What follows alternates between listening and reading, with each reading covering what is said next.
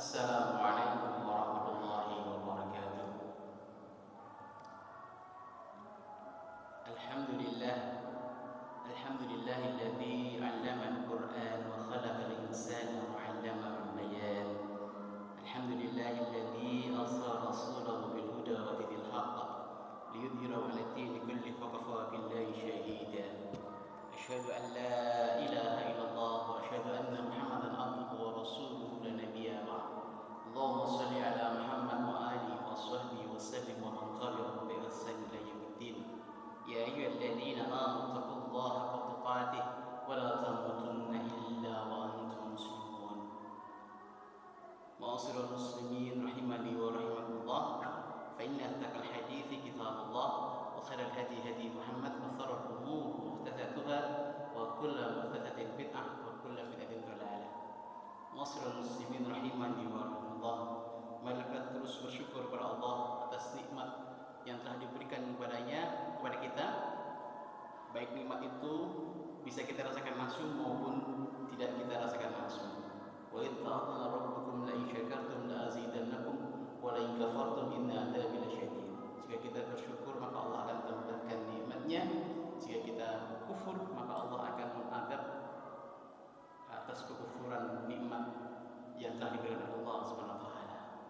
Salawat dan salam tetap kita haturkan kepada junjungan kita Nabi Allah Muhammad yang telah membimbing kita, dan nanti kita akan menantikan syafaatnya. Kita akan menantikan syafaat dari Rasulullah SAW, pertolongan yang semoga kita termasuk dalam golongan orang-orang yang ditolong oleh Rasulullah SAW dan bersama Rasulullah SAW di surga ini. Wa'asyiral muslimin rahimahumullah.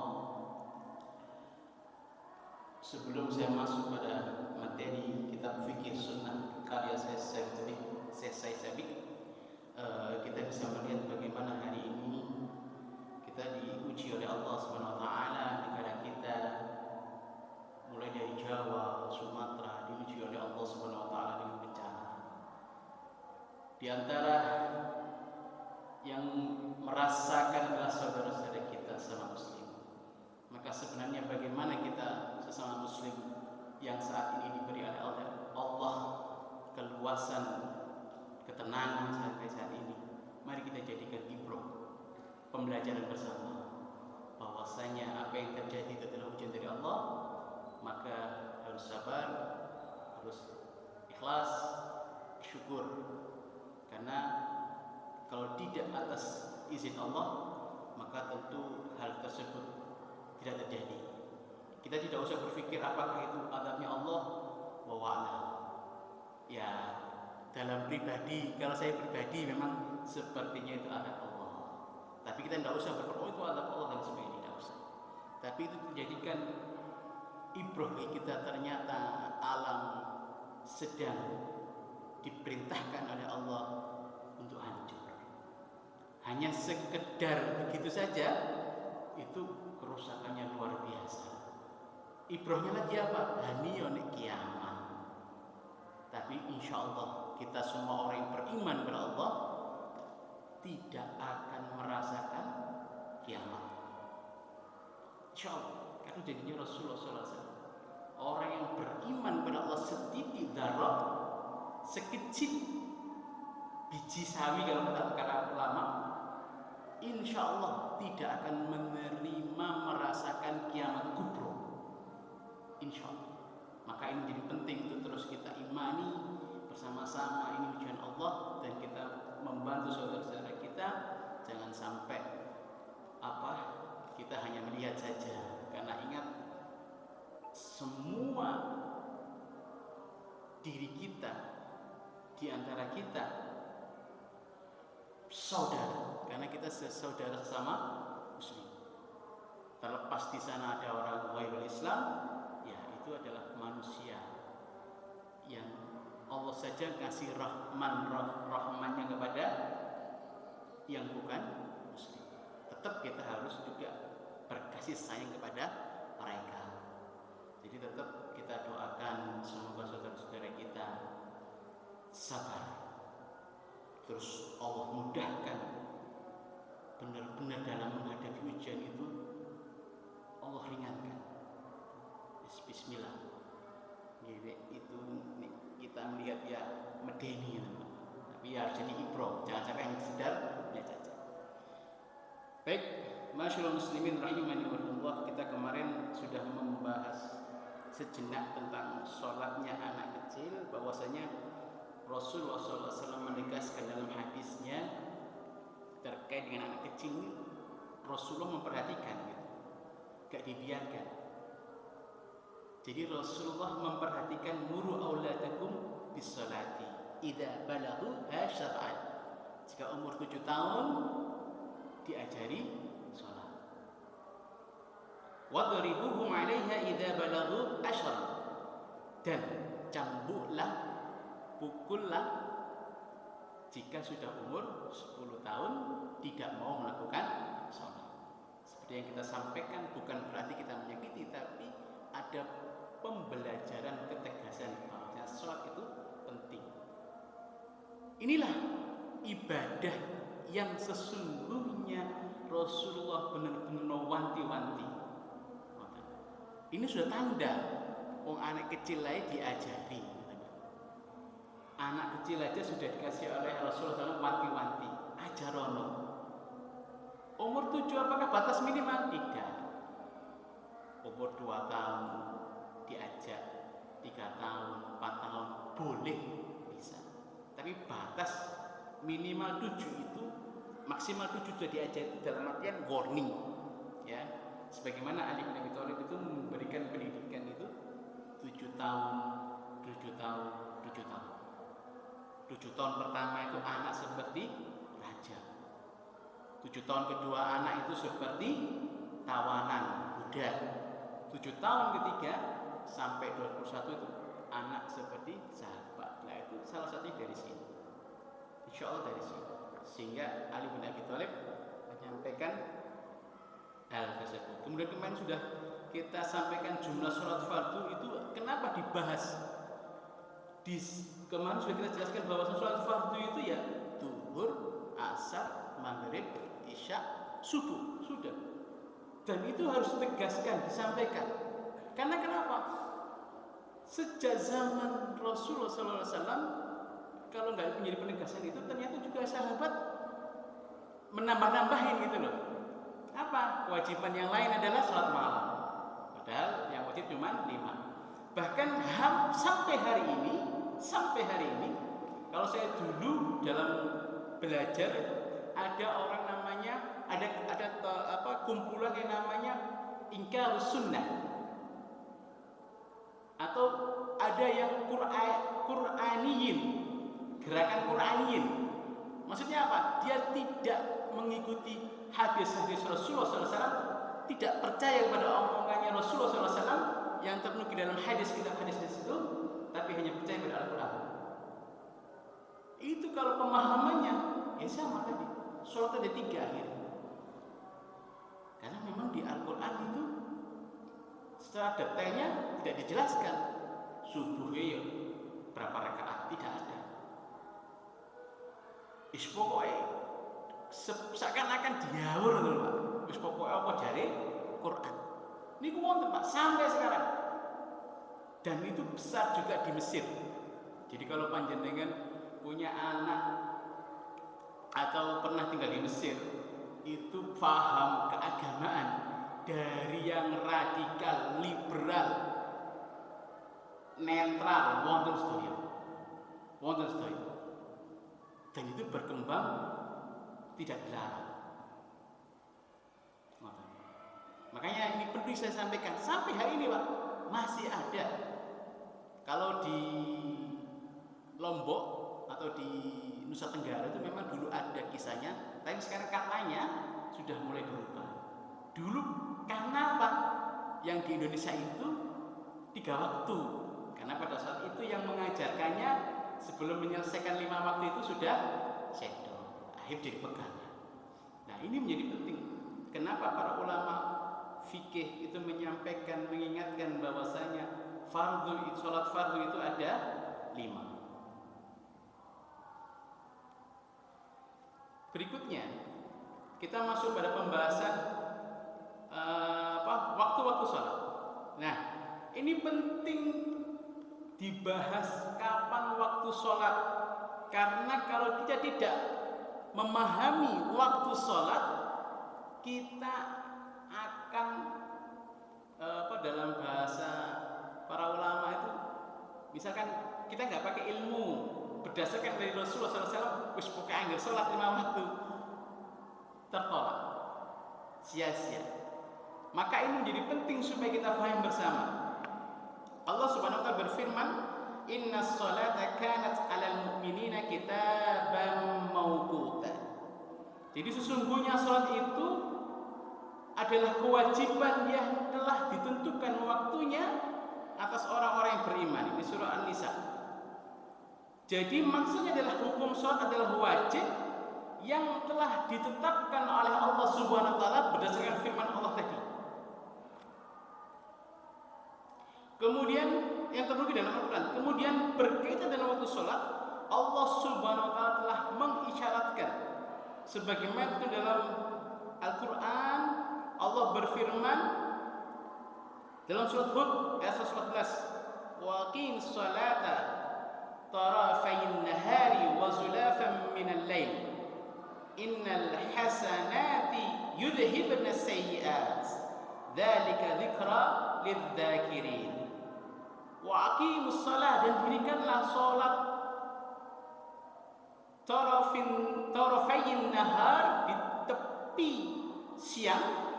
Nah, pada tepi siang itu maksudnya adalah pagi dan petang. Wa zulafan minal lail, dan pada bagian permulaan daripada malam, yaitu apa? Isya. Sesungguhnya perbuatan itu, kata Allah Subhanahu wa taala, adalah perbuatan yang baik dan menghapuskan dosa. Kemudian itulah peringatan bagi orang-orang yang berzikir, orang-orang yang ingat. Nah, jadi di dalam ayat ini Allah memberikan penegasan bahwasanya sholat itu dari subuh sampai isya. Ada di dalamnya adalah subuh isya. Dan ini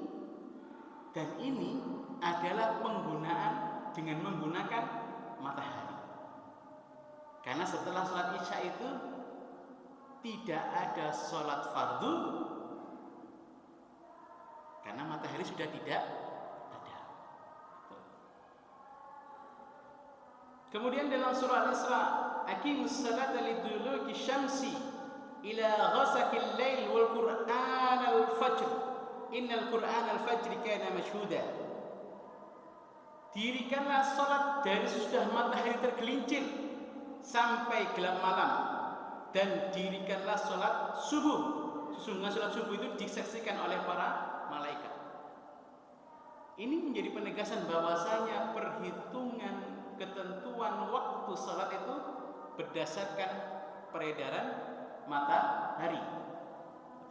Ini makanya menjadi penting untuk kita perhatikan bersama. Nanti lebih jauh lagi bagaimana sih waktunya. Kemudian dalam surat Taha Allah berfirman, wasabbih bihamdi rabbika qabla tulu'i syamsi wa qabla ghurubiha. Nah, ini lebih jelas lagi. Wasabbih bihamdi rabbika, maka bertasbihlah dengan memuji Tuhanmu, qabla tulu'i syamsi, sebelum terbitnya tulu'i syamsi, terbitnya matahari. Nah, wa qabla ghurubiha, dan sebelum surupe matahari. Wa min ana'il laili fasabbih wa atrafan nahar la'allaka tardha. Maka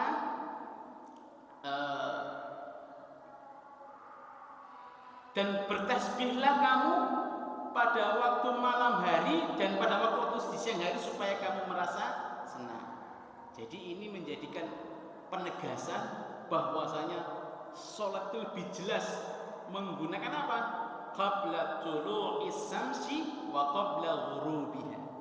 Makanya menjadi penting kenapa syamsun itu menjadi tolak ukur.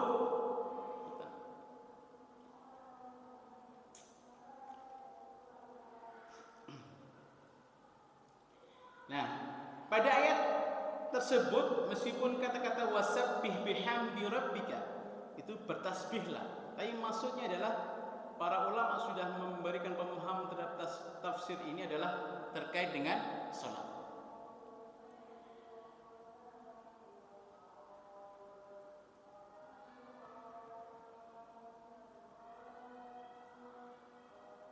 Rasulullah SAW pernah bersabda, ada hadis yang diriwayatkan oleh Imam Bukhari dan Muslim dari Jabir bin Abdullah Al-Jabiri berkata bahwasanya Rasulullah bercerita, ketika ini bercerita bersama dengan sahabat-sahabatnya. Nah, dia berkata, kamu duduk di sisi Rasulullah. Kemudian beliau melihat ke arah rembulan dan saya itu bulan purnama. Dan Rasulullah bercerita, sesungguhnya kalian akan melihat Tuhan, melihat Allah sebagaimana kalian melihat rembulan, seperti saat itu, seperti saat sekarang. Kalian tidak akan berdesak-desakan untuk melihatnya. Jadi ini menjadi informasi. Jika kalian bisa melakukan sholat sebelum matahari terbit dan terbenam, maka lakukanlah. Setelah itu Rasulullah SAW membaca ayat yang saya sebutkan di atas. Nah, ini menjadikan informasi lagi bahwasanya dalam hadis ini ada informasi bahwasanya kita nanti akan melihat Allah dengan jelas, sebagaimana kita melihat rembulan purnama dengan jelas dan tidak berdesak-desakan. Ini menjadi informasi yang sangat penting bagi kita bersama-sama, dan kata para ulama itulah sebenarnya nikmat yang paling tinggi selain surga, yaitu apa? Bisa melihat Allah. Bapak-bapak panjenengan, ibu-ibu, pirsa ceritane Nabi Musa alaihissalam, masih ingat ya? Ceritane Nabi Musa alaihissalam, saking pinginnya melihat Allah Subhanahu wa taala, mboten saged di dunia hari ini, di dunia maksudnya mboten saged. Allah sudah meyakinkan, diperlihatkan cahaya saja gunung meledak. Nabi Musa alaihissalam pingsan, hanya dilihatkan cahaya saja. Makanya para ulama menyampaikan, inilah nikmat yang tertinggi. Inilah nikmat yang tertinggi, bisa melihat Allah. Semoga kita semua bisa melihat Allah. Karena memang ada riwayat bahwasanya ada orang juga masuk surga tapi tidak bisa melihat Allah. Nah itu, nauzubillah min dzalik, masuk surga tapi tidak bisa melihat Allah. Seperti itu. Nah, makanya para ulama menyampaikan seulang lagi, melihat Allah itu adalah nikmat yang tertinggi, benar-benar dinantikan oleh kita semua. Itulah beberapa ayat Al-Quran yang mengisyaratkan waktu pelaksanaan sholat. Jadi waktu sudah ditentukan oleh Allah Subhanahu Wa Taala terkait pelaksanaan sholat. Saya tegaskan lagi, dasar penentuan sholat itu harus menggunakan peredaran matahari, bukan bulan. Makanya Allah menyampaikan dalam Quran, dalam firman Allah, wasakhkhara as-samsa wal qamar. Allah perjalankan asyam, matahari dan bulan. Ini menandakan ternyata ada di balik itu dipisah-pisah gitu. Kalau bulan itu untuk penanggalan, kalau matahari untuk beribadah. Kalau kita ngapunten, ini bahas sedikit nggih, ilmu falak niku. Kalau kita menentukan berdasarkan hari itu matahari, bukan satu. Karena matahari niku panjenengan melihat itu ges ngoten niku. Tidak bisa ditentukan ini bulan apa, ini waktunya bulan apa, tanggal keberapa, bukan satu. Beda-bedanya mboten wonten. Tapi kalau bulan sesuai dengan manazil yang ditentukan oleh Allah, nah makanya bulan itu dijadikan sebagai tanggal. Dan orang zaman dahulu sebelum Rasulullah SAW diturunkan di bumi itu sudah dipakai di Arab dengan penanggalan bulan. Tapi tidak sedetail hari ini. Karena detailnya hari ini tuh karyanya Umar bin Khattab. Makanya dulu itu kalau perjanjian, misalkan bulan 13 Dzulhijjah, Bulan purnama kan 3 hari, Pak. 13, 14, 15. Ini bulan purnama. Ini kepanggih ngoten niku, Pak. Ceritane janjane guru-guru kula. Kalau ketemu nunggu 3 hari. Karena tadi 13 Hijriah itu tidak bisa. Pada saat purnama gitu ini 3 hari ini yang ditentukan. Maka harus ditunggu 3 hari benar-benar masa purnama itu. Bulan-bulannya sudah ditentukan. Sebelum Rasulullah hadir lahir sudah ditentukan. Memang bulan Rajab sudah ada. Bulan Syawal sudah ada. Bulan Sya'ban sudah ada. Dzulqa'dah, Dzulhijjah sudah ada. Bulan Muharram sudah ada. Jadi tinggal detail tanggalnya baru pada saat Umar bin Khattab. Gini ku riwayatnya, kenapa Umar bin Khattab radhiyallahu anhu pada khalifahnya menentukan itu? Dimulai 1 Hijriah. Karena apa tadi? Perintah administratif disuruh tanggal sekian ternyata meleset. Karena tadi dasarnya adalah bulan dilihat sesuai dengan manazilnya masing-masing. Kemudian dari hadis Rasulullah SAW bahwasanya Rasulullah SAW telah memberikan batasan yang lebih detail lagi. Di antaranya ini ada hadis dari Abdullah bin Ammar. Rasulullah SAW bersabda, "Waktu dhuhri idza zalati syams, wa kana dhillu rajul katulihi ma lam yahduril asr." Jadi waktu zuhur itu jika sudah tergelincirnya zalati syams, tergelincirnya matahari. Nah, itu waktu zuhur. Kemudian wa kana dhillur rijalu katulihi ma lam yahduri al-asr. Jadi ketika bayangan sama dengan panjang dengan tubuh seseorang, maka itu waktu asar. Wa waqtul asri ma lam tasfarus syams. Kemudian selama waktu asar belum tiba atau belum tiba, tadi bayangin tadi belum waktunya. Wa waqtu sholatil maghrib ma lam yahidish syafaq. Dan ketika datangnya maghrib itu ketika cahaya matahari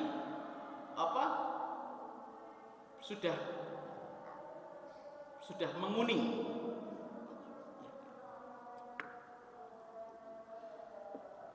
Maksudnya dalam matahari terbenam tinggal cahaya kemerah-merahan atau kuning-kuningan.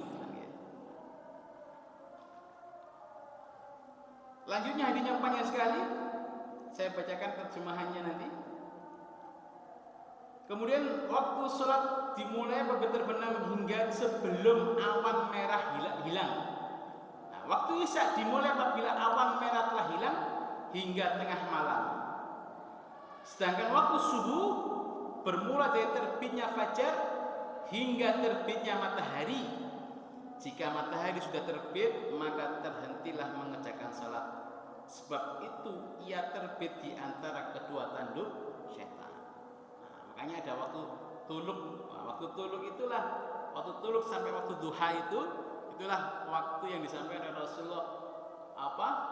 Terbitnya matahari di antara tanduk syaitan yang kita tidak boleh sholat. Makanya ada waktu duha. Tuluk itu berarti waktu sudah selesainya sholat subuh. Nah, ini ada lagi riwayat yang panjang sekali dan lebih detail. Karena apa? Ini dari Jabir bin Abdullah bahwa Rasulullah SAW dalam waktu sholat itu diajarkan oleh langsung malaikat Jibril. Nah, Rasulullah itu ketika waktu zuhur Jibril mengingatkan, ini waktu zuhur. Kapan saat itu? Pada saat itu Rasulullah ketika melihat matahari sudah tergelincir. Nah, maka malaikat menyampaikan sholat.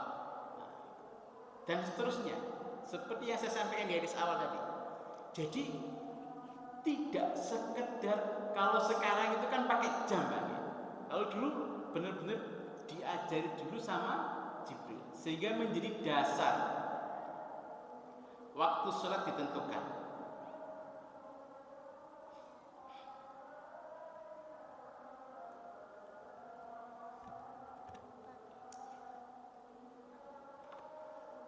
Nah, saya ingatkan kembali bersama-sama Bapak. Makanya kalau insya Allah sampai sekarang masih ada. Kalau panjenengan pirsa sholat di masjid Giri, itu kan wonten gitu. Teng gerbang sing arah kampung itu ada pandom, ada jarum, ada kayak patokan. Nah itu dulu memakainya pakai itu. Jadi waktunya sudah ditentukan oleh Rasulullah SAW, detailnya di hadis ini. Jadi kalau hari ini menggunakan jam itu karena sudah dihitung. Makanya sebenarnya ngapunten ini boleh melebar. Tujuannya begini. Kenapa maksudnya saya jelaskan? Ketika menggunakan matahari bisa dihitung, maka bulan bisa dihitung. Makanya di Muhammadiyah itu menggunakan hisab. Karena di wasakhkhar samsa wal qamar, Allah perjalankan sams wal qamar, matahari dan bulan. Ini menjadikan keadilan sesungguhnya. Oh, matahari bisa dihitung, kenapa bulan tidak bisa dihitung? Seharusnya panjenengan kalau ngapunten ru'yatul hilal itu harus ketika maksudnya satu hijriah, satu Muharram atau mau menentukan satu Ramadan, satu Syawal harus melihat dulu. Maka panjenengan di sini ketika salat harus lihat bayangan dulu. Seharusnya begitu. Karena hadisnya itu tidak menunjukkan zuhur itu jam 12, asar niku jam 3, mboten. Maghrib niku jam setengah 6, mboten. Isya subuh jam sekian, mboten.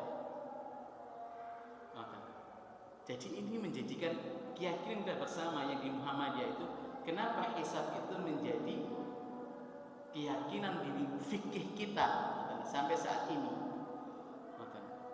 Jadi kalau misalkan podolek kakuan di ngapunten gitu. Oh, nek hijriah meneh satu Ramadan gawe harus misalnya dengan melihat, maka sholat harus dengan melihat bayangan yang disinari oleh matahari. Ini pun nek fair-fairan kan ngoten nggih. Nah, makanya panjenengan dan kita sedaya pun boten usah ragu-ragu ketika di Muhammadiyah itu menggunakan hisab. Boten usah ragu-ragu. Dan di Muhammadiyah itu sekarang menggunakan KHGT, kalender global hijriah tunggal. Dan ini bergeser. Kalau dulu kalender hijriah yang hanya melihat Indonesia saja, sekarang global tunggal. Salah satu prakteknya dalam Muhammadiyah. Bergeser Pak. Kalau dulu itu ketika melihat tanggal 1 di ufuk, sekarang ada kenaikan sekian derajat. Sehingga makanya kalau panjenengan saat ini kok ada perbedaan, betul saya kaget. Kalender hijriah tunggal ini maksudnya adalah apa? Di tempat-tempat yang lain juga akan sama seperti kalender Masehi saat ini. Kalau sudah tanggal 1, ya tanggal 1 semua. Kalau sudah tanggal 2, ya tanggal 2 semuanya. Nah, itu juga sudah menjadi kesepakatan para ulama yang sudah dibuat konsensi bersama dari ulama-ulama dunia juga itu yang dipakai. Sehingga ini menjadikan kita bersama-sama menjadi yakin, tidak usah was-was. Karena sesungguhnya ketika kita beribadah itu harus dengan dalil, dengan dasar, boten angsal kali was-was, boten angsal kali Oh, perkiraan boten asal. Karena sesungguhnya Rasulullah SAW mengajarkan kepada kita itu, para sahabat, para ulama, tabi'in, para ulama, semuanya itu selalu menggunakan dalil. Nah, ijtihad itu adalah bagian dari dalil. Jadi penentuan kita hari ini misalkan itu kita lihat zuhur jam itu enggak Pak? Berarti ketinggal Pak. Zuhur jam ini isya nih 8 nah, jam itu berarti adalah sebuah ijtihad. Ijtihad. Kenapa? Berdasarkan pemahaman yang hari ini kalau kita waktu zuhur jam 12 jam 11.30 berapa? Oh, sudah. Gitu? Nah, hari ini jam 11.22 itu sudah waktunya zuhur. Panjenengan sudah sik kuat Pak mau dipati. Kula pun mboten ketinggal kula tadi. Nah, itu berarti sudah menjadi ijtihadiyah. Ada dalilnya, ada dasarnya, dan kita tidak menjadi ragu. Sebab nanti kalau misalkan harus patokannya tergelincirnya matahari, ya, ini durung tergelincir ini, sik titik. Nah, misalkan begitu akan menjadi keraguan-keraguan. Gitu. Karena kita mboten asal sholat zuhur niku pada saat pas bayangan kita itu sama dengan diri kita. Mboten enten kelihatan nyondong. Nah, itu berarti atau matahari di tengah-tengah kepala kita itu mboten asal. Mboten asal. Rasulullah sampun melarang sholat pada waktu itu. Kenapa? Karena pada saat itu kata Rasulullah nanti di hadisnya itu, pada saat itulah waktu jahanam dibakar. Begitu. Pada saat itulah waktu jahanam dibakar. Nah,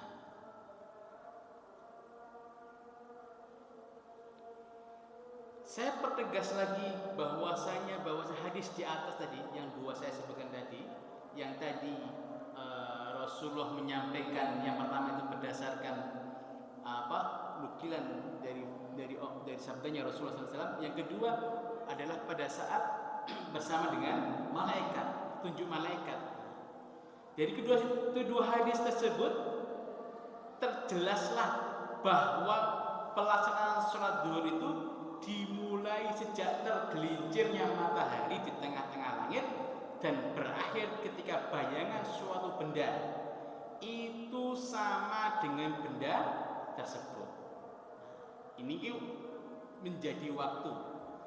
Hanya saja, nah ini ada hanya saja Pak, pengecualian. Jadi ada kejadian pada saat matahari panas, itu Rasulullah pernah melaksanakan sholat zuhur di akhir waktu, ataupun sebaliknya di waktu musim dingin itu Rasulullah melaksanakan sholat zuhur di awal waktu. Ini berdasarkan hadis Rasulullah yang dinukil dari Imam Bukhari. Jadi Rasulullah pernah pada musim panas itu jeneng panjen kula dereng nate teng Madinah, dereng nate teng Mekah, dereng nate teng muga-muga kita saged ziarah Mekah dan Madinah. Amin. Sing pernah mungkin bisa merasakan ya. Ketika waktunya panas Pak, 40 derajat lebih, zuhur niku pun kedos ngoten. Nggih sakmangke eco Masjid Nabawi, Masjidil Haram niku fasilitasnya luar biasa. Konon katanya, kalau lagi betul semerap, ubine niku mboten genter ya Pak. Katanya. Kemudian AC ini niku gebes terus 24 jam ketika musim panas ya. Maksudnya nek panas itu kipas sing airnya terus mancur sehingga tidak terasa panasnya. Jadi zaman dulu Rasulullah SAW ketika waktu sudah panas, maka zuhurnya dilaksanakan menjelang waktu asar. Atau ketika musim dingin, maka di awal. Tapi kalau normal, ya disesuaikan dengan batas yang sudah ditentukan oleh Rasulullah SAW. Karena sesungguhnya kalau kita lihat sejarah Pak, Medina itu Pak lebih panas awalnya. Kan dulu kan Yastrib Pak. Yastrib itu panas ketimbang Makkah. Lebih panas ketimbang Makkah. Lah perintah sholat 5 waktu niku kan saderenge hijrah. Dulu sebelum Isra Mi'raj itu sholat itu seperti para nabi-nabi yang lain, banyak berkali-kali dilaksanakan sendiri-sendiri di bukit menyendirilah. Tapi setelah Isra Mi'raj itu kan kemudian hijrah Rasulullah SAW ke Madinah. Nah itu di Madinah dulu Pak, itu panas diriwayatkan. Sampai Abu Bakar itu rindu dengan Makkah. Sampai para sahabat yang lain itu berkeluh kesah. Umar, Utsman panas Mas. Sehingga Rasulullah SAW berdoa. Dalam riwayat itu jelas sekali. Allah memindahkan panasnya Yastrib pindah ke suatu desa. Makanya di Madinah sekarang konon katanya lebih dingin timbang Makkah. Tapi kalau lagi dari riko Pak, ini sih semerapi mau cerita mawon, dereng ngerasakan sing sampun haji atau berkali-kali umroh, mugi-mugi saged ngerasakan. Oh ngeten ta, sak benere. Niki kula hanya wawasan mawon. Ini hadis diriwayatkan oleh Imam Bukhari. Kemudian Abu Dzar berkata, ketika dalam perjalanan bersama Rasulullah ada seorang muadzin yang ingin mengumandangkan azan zuhur. Kemudian Rasulullah berkata, akhirkan. Kemudian muadzin itu tetap ingin azan zuhur, memang sudah waktunya, akhirkan sampai 3 kali. Nah, sampai kami melihat kepulan debu, jadi wis betul panas akhirnya. Dan baru Rasulullah SAW menyuruh muadzin tadi azan. Maka sholat Rasulullah sholat zuhur ketika bayangan segala sesuatu sama dengannya. Kemudian Jibril menemui Rasulullah SAW ketika waktu asar, dia berkata kepada beliau, bangunlah dan laksanakan sholat. Rasulullah pun melaksanakan sholat. Jadi sholat tadi mendekati waktu asar. Karena apa? Mungkin pada saat itu kalau kita melihat dari hadis ini adalah kondisi panas Rasul di dalam perjalanan Rasulullah SAW, dalam safarnya Rasulullah SAW. Sehingga makanya as-sholatu ala waktiha itu kadang-kala kita itu nek mboten belajar malih Pak nggih. Niku patokane di awal. Ngoten. Dan nanti akan kita paparkan ternyata Rasulullah itu Masya Allah indah mengajarkan agama Islam. Indah. Sekeco mboten abot. Salat niku eco nek Rasulullah nyontohkan niku waktunya niku. Bayangin pada tiba, nek dipaksa harus di awal gentar-gentar nek bentel mereka.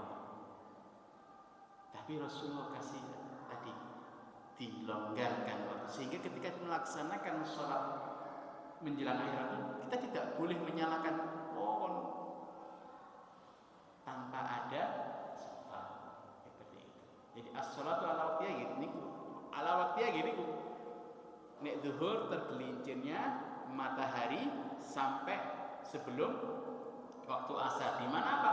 Bayangan kita dengan kita itu sama panjang.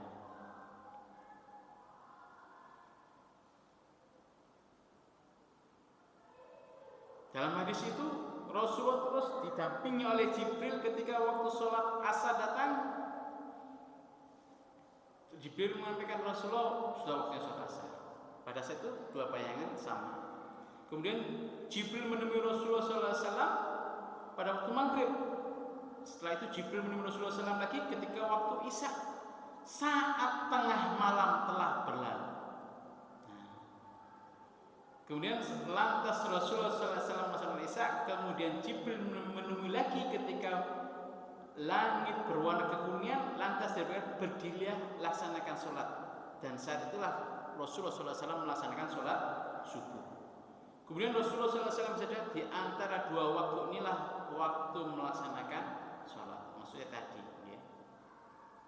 Jadi sudah ditentukan mulai jadi zuhur sampai subuh.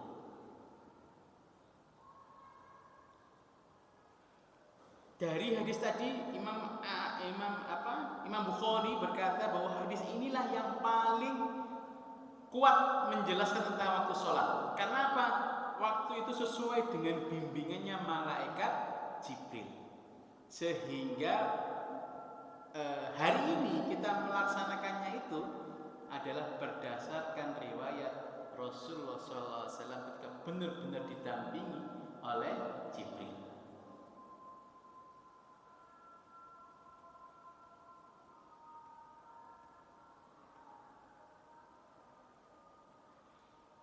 Kemudian batas pelaksanaan sholat zuhur tadi sudah kita singgung bahwasanya memang ada perbedaan pendapat mengenai batas mengakhirkan sholat zuhur. Jadi para ulama ada perbedaan pendapat. Ada yang berkata batasnya adalah sampai bayangan mencapai satu lengan. Setelah matahari tergelincir, itu berarti maksudnya sebelum bayangan itu sama dengan tubuh kita. Ada juga mengatakan sampai seperempat tinggi bayangan, sesuatu yang tegak. Ada yang mengatakan sampai sepertiga tinggi bayangan. Intinya semuanya sebelum bayangan itu sama dengan tinggi tubuh kita. Jadi intinya perbedaannya itu Pak. Panjenengan jangan kaget ada ulama yang menyampaikan perbedaan itu. Tapi semuanya intinya adalah sebelum bayangan itu sama. Kemudian waktu sholat asar dimulainya sejak bayangan yang tadi sudah saya sampaikan sebagaimana malaikat Jibril mengajarkan kepada Rasulullah SAW. Dimulai sejak bayangan itu benda sama dengan benda tersebut berakhir saat matahari terbenam. Karena matahari terbenam itu berarti hanya meninggalkan srengenge. Nah, srengenge itu masuk waktu maghrib. Bahwasanya Rasulullah SAW bersabda, barang siapa menemui satu rakaat sholat asar kemudian sebelum matahari terbenam, maka dia mendapati waktu sholat asar. Ini maksudnya adalah ketika kita ada udzur, kemudian sholat asar itu menjelang waktu maghrib, maka sudah sampai satu rakaat tiba-tiba kan matahari terbenam, maka kita sudah termasuk masuk waktu tidak membatalkan sholat asar kita. Karena sebenarnya ini pernah terjadi pada zaman Rasulullah SAW. Kita masih ingat bahwasanya ada kejadian yang Rasulullah itu sholat asarnya mendekati maghrib. Nanti akan kita bahas.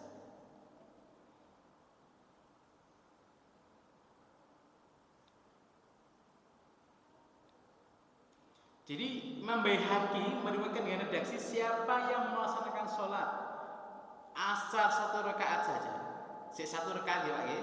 Kemudian matahari terbenam, maka kemudian dia melanjutkan sholatnya setelah matahari terbenam itu, maka dia tidak tertinggal sholat asarnya. Dia tetap lanjut, bukan batal.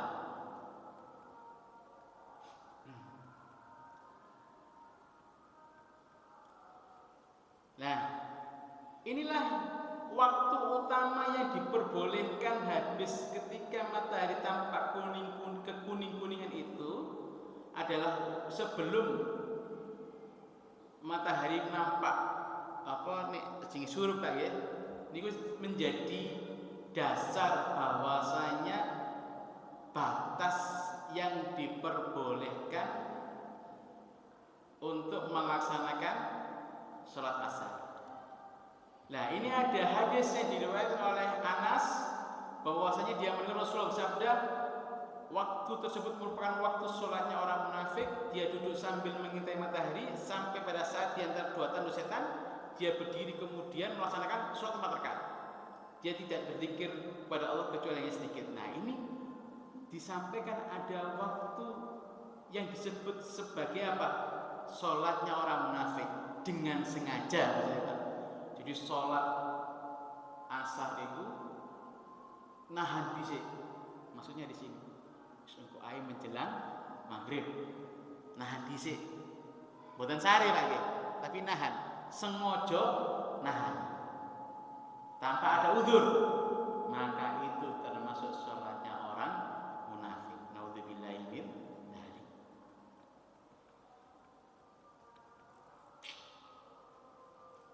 Jadi ketika ini menurut Imam Nawawi dalam syarah Muslimnya, Sahih Muslimnya itu menyampaikan ulama bahwasanya melihat waktu sholat asar itu ada 5 waktu.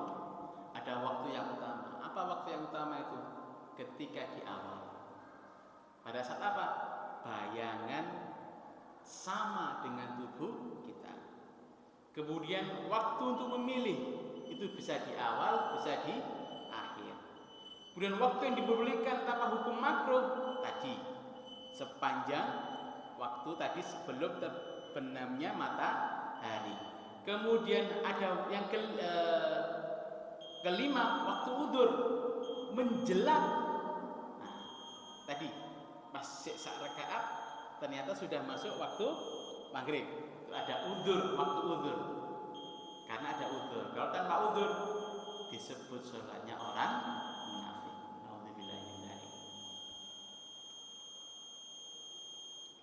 Mungkin itu yang bisa saya sampaikan. Insya Allah kita akan melanjutkan kembali lebih mendalam terkait dengan fikih sholat kita. Ini sudah masuk waktu sholat asar ya, sehingga insya Allah kita akan memperdalam lagi supaya apa? Wawasan kita terkait dengan sholat itu lebih. Ini tadi saya katakan, ternyata Rasulullah SAW mengajarkan as-sholatu ala waqtiha ya seperti itu. Tidak kok mentang-mentang harus awal. Ada kejadian-kejadian yang kadang awal, ya kadang akhir. Saya sampaikan terima kasih. Subhanallahumma wa bihamdika asyhadu an la ilaha illa anta astaghfiruka wa atubu ilaik. Assalamualaikum warahmatullahi wabarakatuh.